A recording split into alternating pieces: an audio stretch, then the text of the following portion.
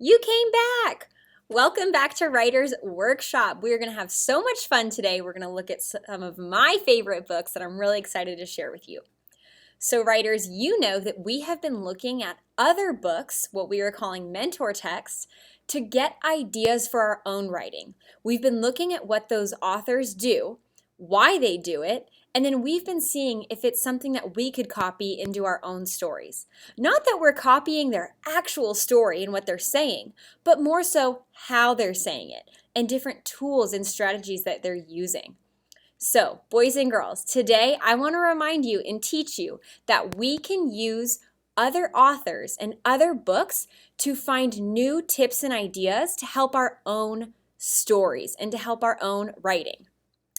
So writers, did you know that sometimes having a book that you love right in front of you and putting it on the table, putting it on the desk, or maybe you're working on the floor, having it right next to you and opening it while you are working on your writing can help you because you can look at what other authors do and you can see if you can copy that same style into your own writing. Writers study books that they love to see if they can use those strategies in their own writing. So last time we met, we used the book Night of the Veggie Monster, and we looked at the craft moves that George McClements used, how he used ellipses, those ... He wrote out exact actions that people did, and we looked at why he did it. So I want to know, do you have a favorite author or a favorite book? I want you to imagine that book in your mind, your favorite book. So we can use those styles of our favorite authors, our favorite books, into our own writing.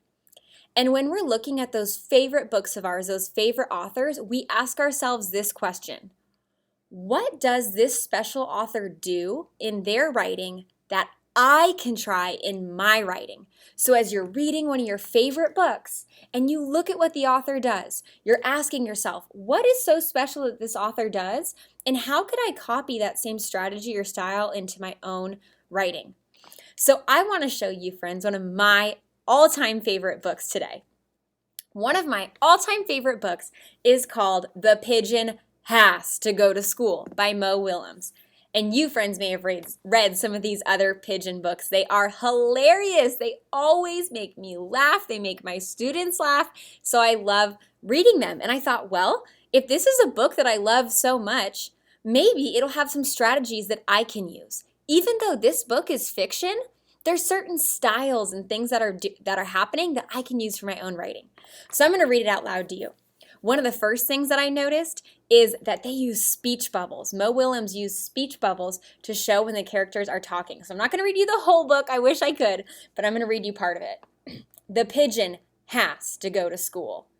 Come on. It's the pigeon talking. Wait, don't read that title. The pigeon has to go to school. Too late. Rats. Why do I have to go to school? I already know everything. Go on, ask me a question. Okay, pigeon. What's 1,000 times 1,000?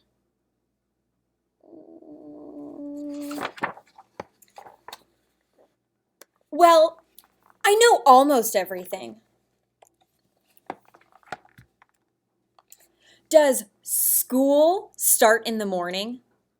Because you know what I'm like in the morning. It is not pretty.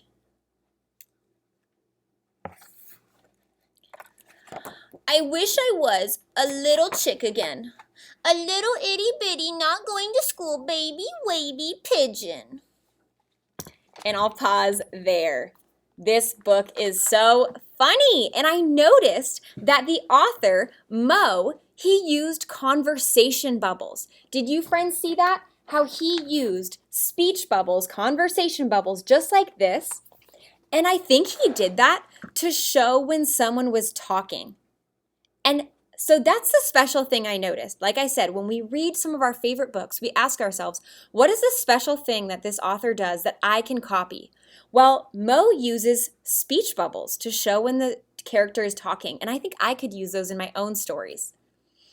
I also noticed that Mo Willems, when he drew his characters, he showed body language. For example, when the pigeon was complaining about how he doesn't like waking up in the morning, I could see that he had his wings up. I can see the little signs showing that it was flapping. I see his little footprints, and it looks like he's stomping, saying, "You know what I'm like in the morning." Even though it was a flat picture, it wasn't a movie, it was just a drawing, I could really see the motion because Mo Willems used body language. He didn't just have the pigeon standing there like this, like he was frozen. He showed that his wings were up, he showed that he was stomping, and he used those little lines to show that his wings were flapping, like he was angry.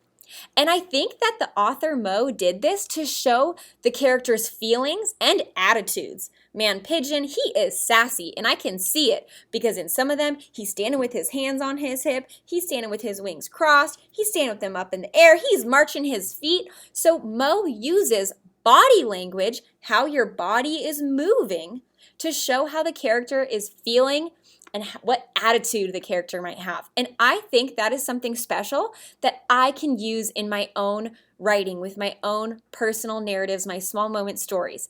I can be intentional and think, was I just standing there, or did I have my hands up? Did I have my arms crossed? Did I have my arms up like I was celebrating? Did I have a big smile on my face? Was I sad and my head was down? I'm going to think about those things just like Mo does with Pigeon, and I'm going to use that in my own story. So writers, today and every day, I hope you'll remember that when you discover a cool move, a craft move that one of your favorite authors does, or you see it in one of your favorite books, that you can copy that same style, not the story, but the style, and you can use that in your own writing to make your stories memorable. So when I go sit down to do my writing today, I'm not going to write the story about Pigeon not wanting to go to school. I'm still going to write my story, maybe about our class dance party. But this time, I'm going to add in speech bubbles like Mo did. I'm going to add in that body language. I'm going to show how our bodies were dancing and celebrating as we jumped on the bubble wrap, just like Mo did with Pigeon.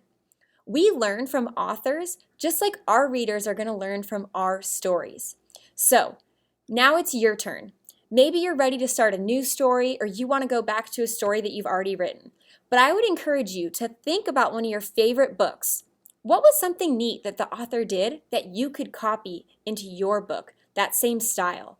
In fact, if you happen to have the book with you, get it out and put the book open as you're doing your own writing so you can look at it for inspiration.